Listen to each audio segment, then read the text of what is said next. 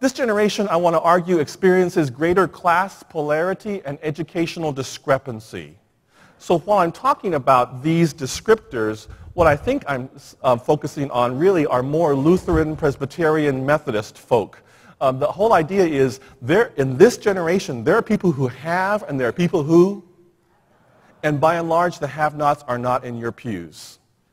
They're not in your pews, they're not in your chairs because they don't have the education, because they're not white, etc. And so we're talking about a whole class polarity, educational discrepancy.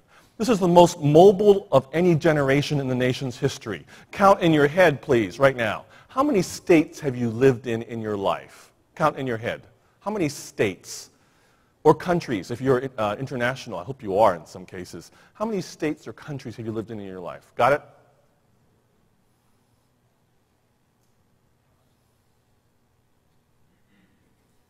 Okay, only one state in your whole life. Wow.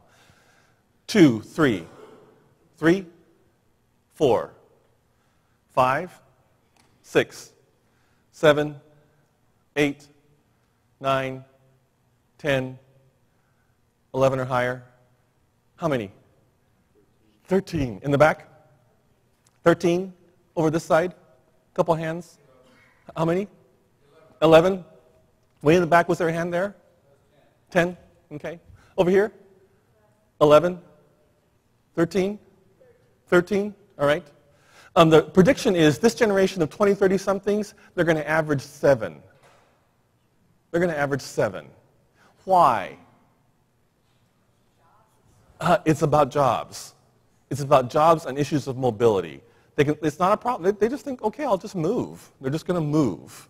That has problems for you and for me because by and large, if we think we're tribal, then people who come in and we fall in love with them and they're members of our congregation and they become part of our council, and then in a year and a half, they get transferred out of the kingdom of God because they've left our church and they've gone someplace where heathen live, like California. I mean, good grief, okay? So part of it is we have to rethink what it means. Well, you know, we can't ask them to serve on council because they've only been here for a year. They can't really teach church school because they've only been here for 6 months. If this is the most mobile of any generation, if they're going to be in 7 states in their lifetime, we've got to reconfigure what it means to be living in a place and having them participate in our body as believers in Jesus. Half of experience divorces children. This is the latest marrying and latest childbearing generation as a whole in U.S. history. Again, the more educated you are, the later it is. So that great proactive strategy that many of you employ for young adult ministry, just wait until they get married and have kids, and then the research is saying, if they get married at all, okay, they'll have fewer children if they have them at all, and they will have them. And now I'm wondering, if they're out of a church for 16, 17 years, is having a child enough motivation to bring them back into a worshiping community? If they're out of a church for 16 or 17 years. So we can't rely upon this idea that they're going to come back when they get married and have kids. Interestingly enough, among this generation, 20, 30-somethings, because so many of them are nuns, we're doing research now, and if they have a religious ceremony for a marriage ceremony, it's showing up as about 1/3 of the population are having a church ceremony or a synagogue ceremony or a temple ceremony. About 1/3. Less than 3%, I know they're young, less than 3% when you ask them project out that they would have a religious ceremony at their dying. Less than 3%. The bishop is right. We are in this huge time of transition. If less than 1/3 are even getting married in churches at all, then what do we do? Okay? So, postponing generation. I want to argue that this is a generation of postponers. They put off making decisions in the interest of keeping as many options open as long as possible. Why? Because the future's uncertain. Exactly, well said. Other reasons? Something better may come along. I want to wait until and see what else is going on tonight. Please.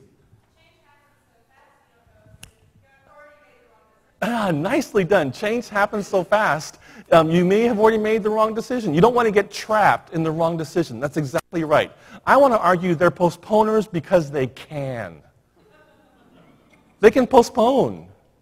And so a friend of mine who's a recent graduate now, a colleague who's serving a church in Alabama, he said, you know, we do Wednesday night suppers. You're supposed to RSVP by Monday morning for the Wednesday night supper. He's been called as the associate pastor for young adult ministry for this congregation outside of Birmingham, Alabama. He said his young adults, they decide if they're going to come to Wednesday night supper and Bible study when. He said they're leaving work at 5:30 because they can technologically. He said, I have got to push texts to them throughout the day on Wednesday. Don't forget, tonight, etc. And he said, they're like junior hires. Who else is going to be there? Well, so-and-so's going to be there. Oh, cool. Okay, I'll go, etc. And then he said, and he may have 8, he may have 18. He told me the great problem is, he said, there are generational challenges because there's a generation that has RSVP'd.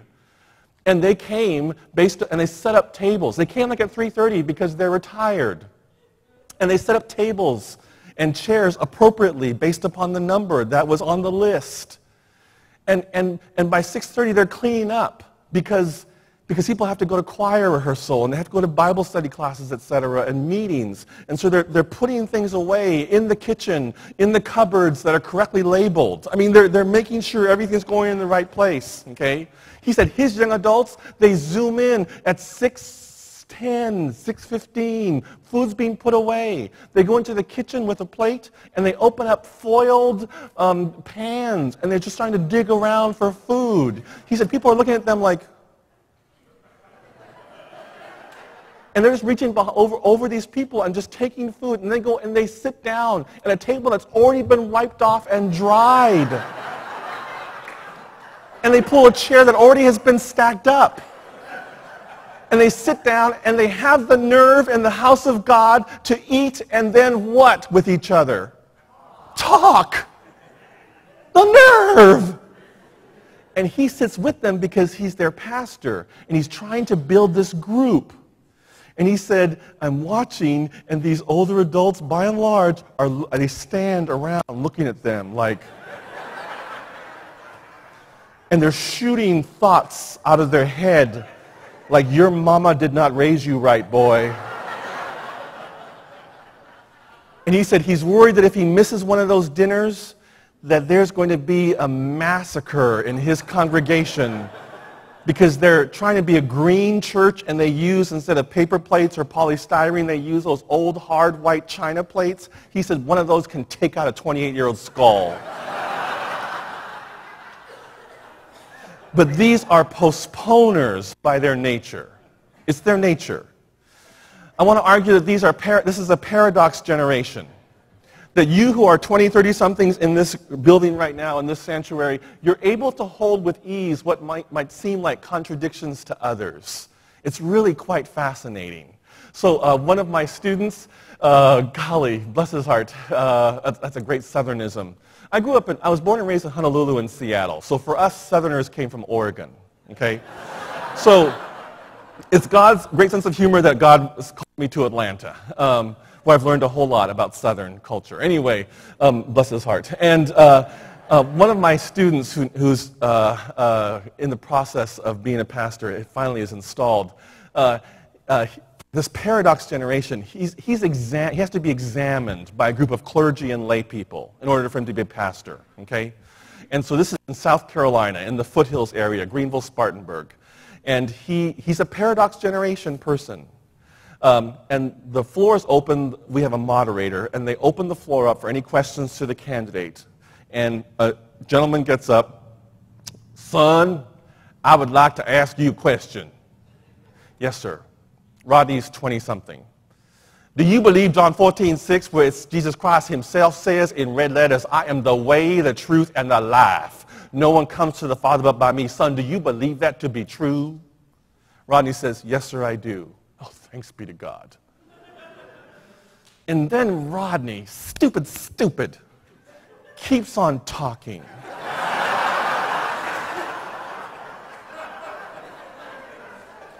But sir, I also have to say that God being God and sovereign of the universe, that while John 14:6 I believe is true, and Jesus did say that because it is in red letters, but I do believe that God can say whoever God wants. So while John 14:6 is true, I think there's also a broader truth in that God can say whoever God pleases.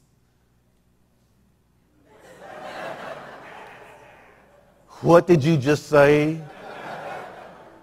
Well, I just said that I think God can. Son, you either believe John 14:6 is true or you don't. Well, I do and I don't. He called me the next day and said, Rodger, you know how I asked you to hold this certain date to preach at my ordination? That date is now free. Our governing body, our synod, if you will, they suspended the examination. A huge debate occurred, and they had to wait 6 more months before they could examine him again. What I thought was, oh, Rodney, you are a paradox generation. But you're speaking to some of us who have a very hard time holding these things with ease together. They seem like contradictions. 3. Oh, maybe not.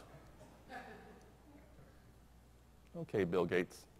Oh, eventually. This is a pragmatic generation. This is. Have you had POM? Have you had POM? Thank you very much.